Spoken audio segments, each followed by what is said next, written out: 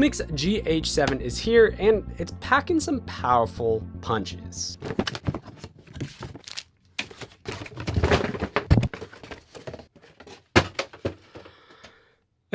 In this video, I'm going to be giving you guys a brief overview of the GH7. I've had it for about 2 weeks now, and I am working on an entire review of this camera, but that's not what this video is. This video is going to be a brief overview of all the different and new features they've added into the GH7 and some key differences between this camera and the original GH6. But a quick disclaimer, Lumix did send me this camera to test out, but they are not paying me and nor am I required to make a video, and they don't get to see this video prior to being uploaded. So these are my honest and truthful thoughts, if you believe me. So let's start off with some of the similarities between this camera and the GH6, starting with the price. This is the exact same price, $2,199, which was the original price of the GH6 at launch. The next thing is the body style. Everything on this camera, from the dials to the imports to the SD and CF Express Type B card, the flippy up and flippy out screen, all of these things are the exact same from the GH6. But now this is where they added a couple new features with the GH7, starting with internal RAW. Yes, I said it, internal ProRes RAW has been added into the GH7 via the CF Express Type B card. Now, here is all the recording specs of the GH7 and the time limits or storage capacity on a 1 terabyte SSD. This is how long each recording setting is able to record for on a 1 terabyte SSD. Now, the big advantage of recording ProRes RAW is in post, you get the flexibility of controlling your ISO, white balance, and exposure afterwards when you are editing. The next thing they added is a new sensor, which comes phase detect autofocus. Now, this is the exact same autofocus from the G9 Mark II, and it works the exact same, but they did add a couple new features in terms of the settings, including train, plane, and then it goes even deeper into that with the autofocus settings. Now, again, this is just a brief overview. I'm not deep diving testing these different features, but they did add it and it works really, really good. So with phase detect autofocus, the next thing they did add on top of that is the new color science. So this color science matches the exact same as the G9 Mark II. However, the GH7 color in Vlog looks completely different from the color science in Vlog on the GH6. This camera provides a much more digital, sharper image, which is still super pleasing and super nice, but the GH6 was a lot warmer and softer toned. I'm assuming when they hit the phase detect autofocus in the G9 Mark II and being the first Micro Four Third camera with phase detect autofocus, they took that system and put it directly in this camera. However, I'm assuming they had to completely rechange the Vlog color profile and they try to match it as close as possible to the GH6. Now again, this is just my personal guess because it does look really different. The GH6 produces a much softer, cleaner, warmer overall look, while the GH7 provides a little bit more digital, a little bit more sharp and crisp, but it still looks really good at the end of the day.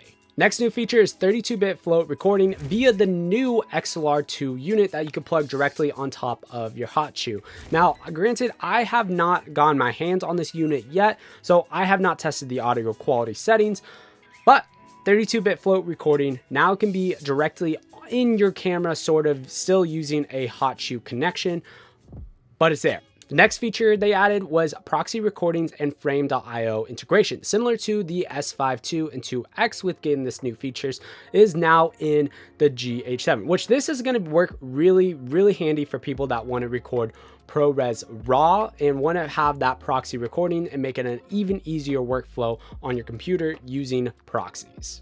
Now, the last two new features they added to the GH7 is the LUTs. Now you can apply 2 LUTs at the same time onto a color profile. But what's even cooler about that is there is an intensity bar, which you can change the intensity by 10% on each individual LUT. And then finally, lastly, is the new Lumix Lab App integration. So yes, this works with the Lumix Lab app that just got announced with the new Lumix S9.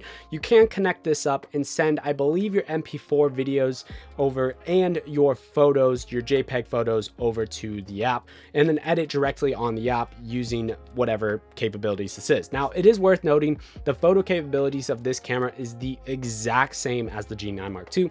So if you're debating between the G9 Mark II and this camera, if you have any interest in moving forward with more professional video features, or you just want the capabilities and know that your camera won't overheat, I would consider picking up this camera over the G9 Mark II. Now, here's a couple things I did notice that they fix from older Lumix cameras, including the GH6, G9 Mark II, S5 II, and even the S5 IIX.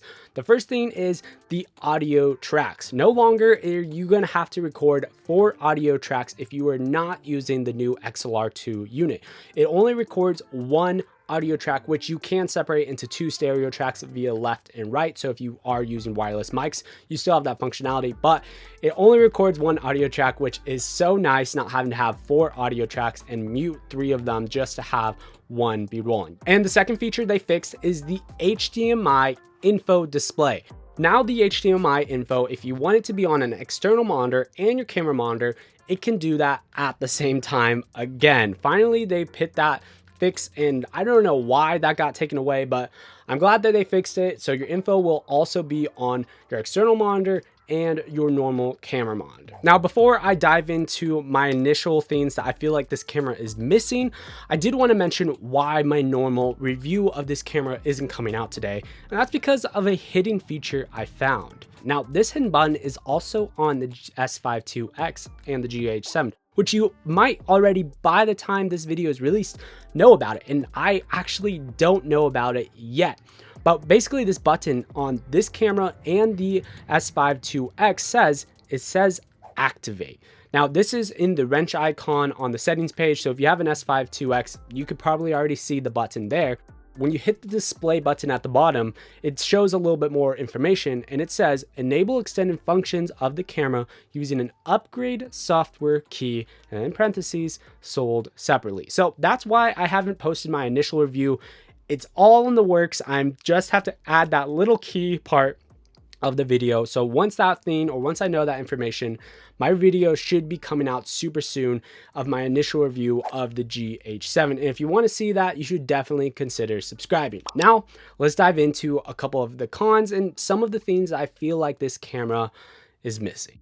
First con I have with this camera is actually going to be the body style. Even though I love the body style overall, there is a couple things that I wish they changed from the original GH6. The first thing is it's going to be this little neck strap. This would have been so much better if they changed it to what the S5 IIX and the G9 Mark II have, which is just so much easier to put a neck strap in, or it's so much easier to attach a cage to, which isn't this little triangle thing that you have to use with the circle thing. These things are not my favorite.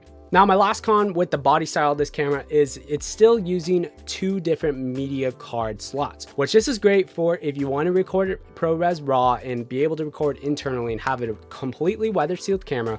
However, what that also means your proxy recordings requires 2 different separate media cards. And if you want to record proxies, it requires you to use that second card slot, which is the SD card slot, which makes perfect sense if you want to shoot in ProRes RAW.